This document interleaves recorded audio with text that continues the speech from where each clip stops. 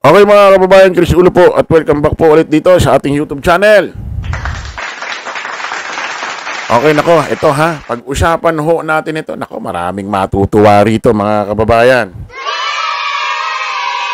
Siguradong marami hong matutuwang mga kababayan ho natin ha. Siguro matutuwa rito, iba't ibang kulay na. No? Dilaw, kakamping, pula, loyalista. Pati siguro itong mga DD shit, matutuwa na rin ito dahil may marites na naman sila araw-araw. Nako. Ito na ho yung pinakahihintay ho natin. Actually, hati ang ano natin dito, hati ang opinion natin dito eh. Gusto nating i-telecast sa publiko yung hearing ng ICI. Minsan naman, naiisip ko rin, wag. Para hindi makapaghanda yung mga nasasangkot, mga nababanggit ho rito sa ginagawang pagdinig hearing ho ng ICI. Kasi nakapribado. Pero ngayon, mga kababayan, mukhang pinagbigyan na ho ng ICI. Sigurado, baka may bas-bas na rin ito ni Pangulong Bongbong Marcos. Baka naisip, na-realize ni PBBM, kailangan talaga natin ano to para malaman ng ating kababayan. Kasi magkasunod eh. Kita nyo yung BICAM meeting para sa budget 2026. Ila-livestream na rin. Kita nyo, napaka-transparent na ho ng Administrasyong Marcos ha, mga kababayan. Ito, mga kababayan. Hindi na ho nakapagpigil, hindi nakapag-desisyon na ho. Ang ICI dahil magsisimulang i-livestream ang mga pagdinig sa flood control scandal simula next week. Palakpakan ho natin. Aminin ho natin, mas marami hong mas marami hong ito ang pulso eh. Siyempre maraming benefits ito. Walang maitatago. Malalaman natin. Magiging transparent sila sa atin. Hindi tayo magdududa. Samahan na natin may marites pa araw-araw, di ba? Sabayan pa ng kapiyan. Pakinggan natin. Bumigay din isa sa publiko na ng ICI ang mga pagdinig nito sa flood control scandal. Yan ang agenda report ni Hannah T. live mula sa Senado. Hannah, ano ba ang nagpabago sa isip ng ICI? Pinky, ramdam na raw ng ICI ang galit ng taong bayan. Kaya naman, inspirasyon daw ito para sa kanila na lalong magpursigi sa investigasyon sa infrastructure projects, kabilang dyan yung flood control. At tama ka dyan, Pinky, no? Kasama yung naging report natin kanina, dapat na nga ang abangan ng publiko itong mga susunod na pagdinig ng Independent Commission for Infrastructure dahil simula next week ay ila-livestream na ito sa publiko. Closed door noon ang proceedings ng nasabing body at limited sa media ang access sa mga pagdinig. Sa pagiging 39 days old ng ICI, 3 pa lang ang abogado ng body pero nagtitipon na raw ito ngayon ng volunteers. In spite of no rules allowing us, we will now go on live stream next week. Once we get to be able to have the technical capability with us already. So again, I repeat, we will be doing live stream next week. Ilan sa mga huling na maliwanag mga kababayan, mga ka-analyze.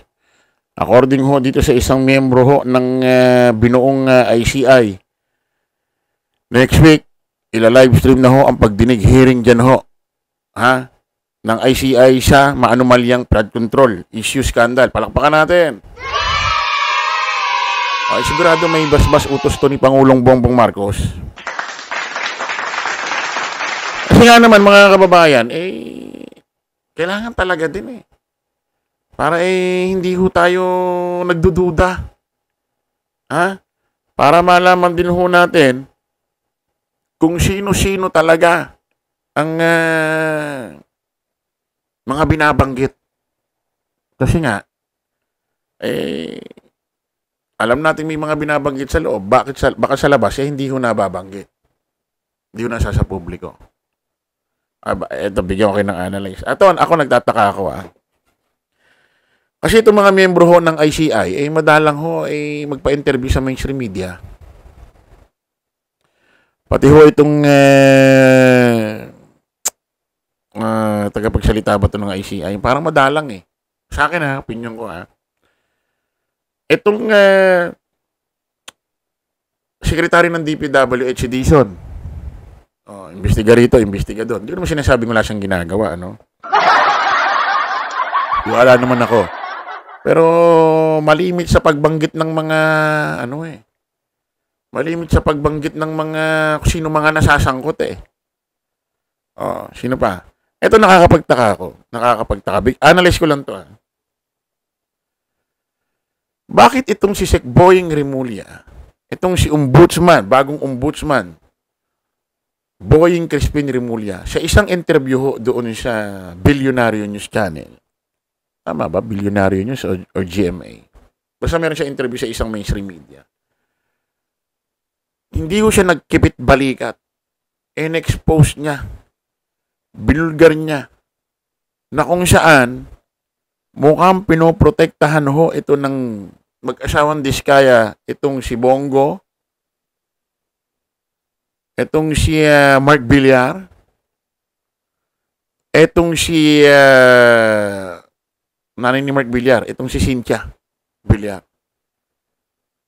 Bakit kaya niya in-expose?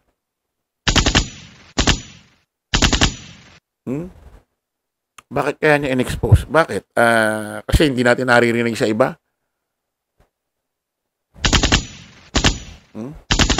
Ako mga kababayan dito sa ginagawang pag-iimbestiga ng ICI, ako hindi muna tayo magbabanggit ng pangalan, pero tingin ko parang mayroong iba rito, parang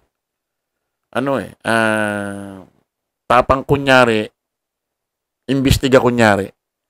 Tingin ko parang natatakot pa rin sa mga taong nasasangkot dito o mga nadidiscover nila.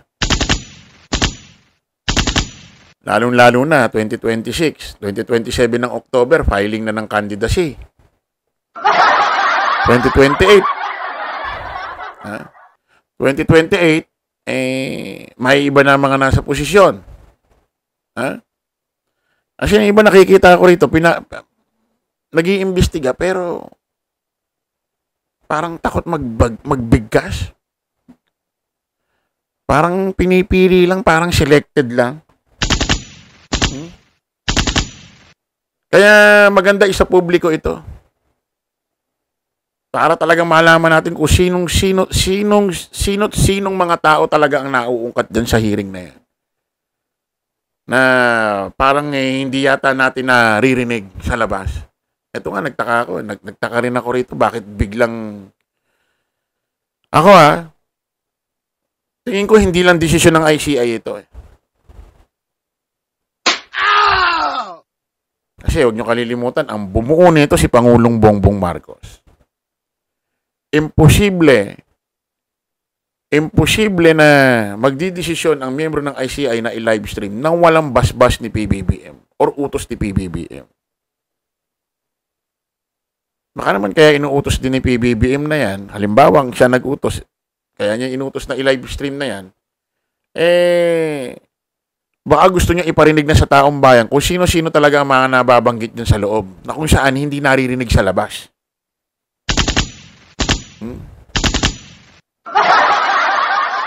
Baka hindi naririnig sa labas, baka hindi nasa sa publiko. Kasi minsan pagka hindi mo siya naririnig, delikado din baka mahilot. Kasi hindi siya nasa sa publiko, hindi siya namimidya baka mahilot. Sa tingin nyo ba itong mga miyembro ng ICI na to, walang kumakausap dito? Kita mo si dating Senador Antonio Trillanes, according sa kanyang salaysay, according sa kanyang sa interview dun sa 1PH, lumalapit to si Bongo. nakikipag-areglo or nagbibigay ng suhol. Paano pa kaya yung mga itong ICI? Sa tingin nyo, walang kumakausap, walang kumukontak dyan sa mga yan. Kaya ako naniniwala ako, may basbas ito, decision to ni Pangulong Bongbong Marcos, mga kababayan. So abangan natin yan. Next week, naku, sigurado maganda-ganda marites niyan. Kita-kita ulit tayo sa panibagong vlog. Bye-bye po.